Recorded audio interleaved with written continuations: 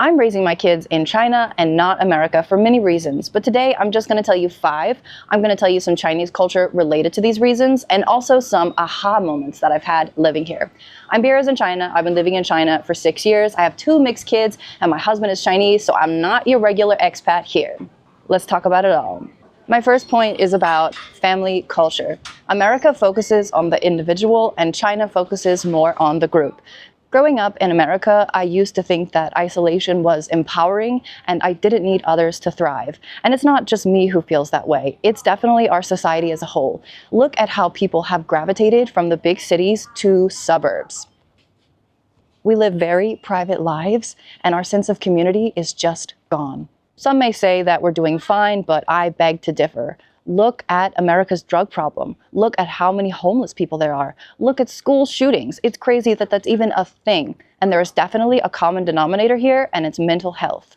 Mental health suffers because of how isolated we have become. In China, it's a totally different story. Sometimes up to 4 generations can live together, supporting each other, talking, interacting, playing games, dancing, and more. People feel seen, supported, and loved. China doesn't face a lot of the big problems that we do in America. Okay, a big part is definitely government intervention, but an even bigger part is going to be the sense of family and community.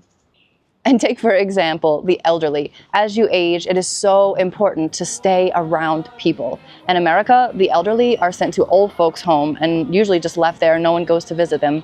But in China, people stay with their families, they live with them, and also they have places where they gather, where they dance, where they talk, where they play games. As you age, it's so important to stay young mentally, and doing these kinds of things definitely helps that.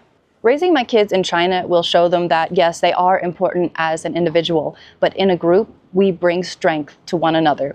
Let me give you an example of just how important family is to Chinese people.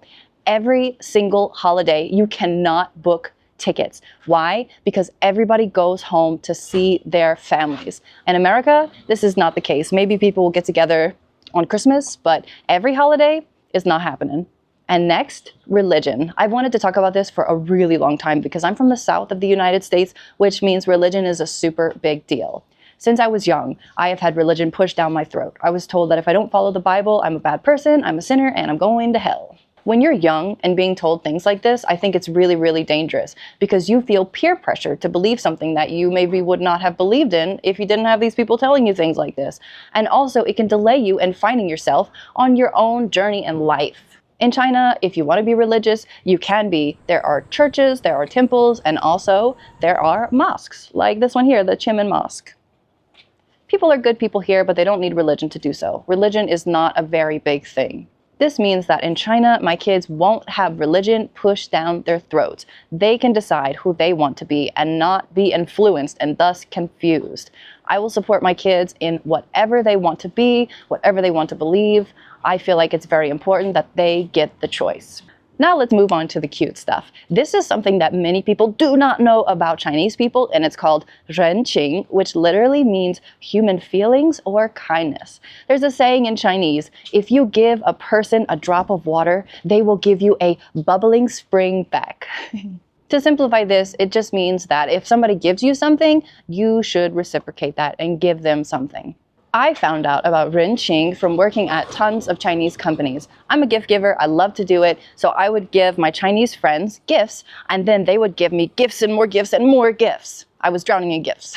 Now, I'm not living here because I want my kids to get more gifts. It's because I think that this act is rooted in empathy and kindness, and these are huge morals that I want my kids to have. For me personally, I feel like these exchanges have led to lifelong bonds. In America, these exchanges do happen, but I feel like they're more for short-term bonds and also business. So if you're in China and somebody gives you a gift, make sure to give them a bubbling spring back. What do you guys think about renqing?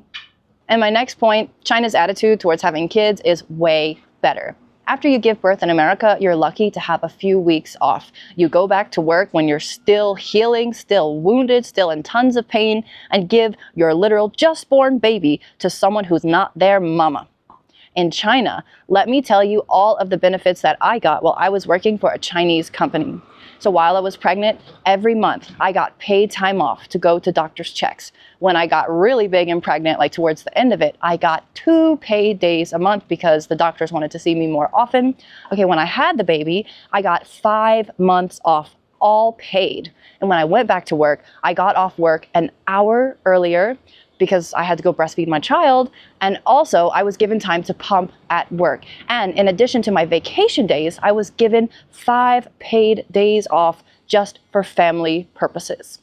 I feel so lucky and blessed to have had that time with my baby boy, and I know that if I want to have kids in the future in China, I will be very, very supported. And my last point is about healthcare. In China, I don't have healthcare right now, but even for a basic check, I'm only going to pay about $15 and I can book it on that same day. In America, the costs are going to be crazy, even with insurance. And also, you're going to have to wait such a long time to even be able to see a doctor. Also, if you get blood work done, you can get the results within a few hours. I recently just got blood work done. I got my results in about an hour, and it was sent directly to my phone. I even got a push saying like, hey, they're ready, you can check them now. In America, even with insurance, things are so expensive. Some people avoid medical care altogether because they don't want to go into debt. I've heard the argument that if healthcare became public in the States, the quality of service and care would go way down. But I've been living in China for 6 years and I've been going to the public hospitals. Yes, there are a lot of people, but that same day that I get sick, I get to go see a doctor, my problems get solved, and I know that the people that I'm seeing have a lot of expertise. They see a lot of people. I know that I can't show up and show them something they haven't already seen. I can rest easy knowing that if my kids get sick, they can see a doctor immediately and it won't break the bank. And that's all for you guys today. Thank you so much for watching. And also, I hope you liked the view today. It is summertime in Beijing, which means it's 太热了. I am literally melting. It's like 102 degrees Fahrenheit right now. Oh my goodness, after this, I'm going to go inside and get something cold to drink.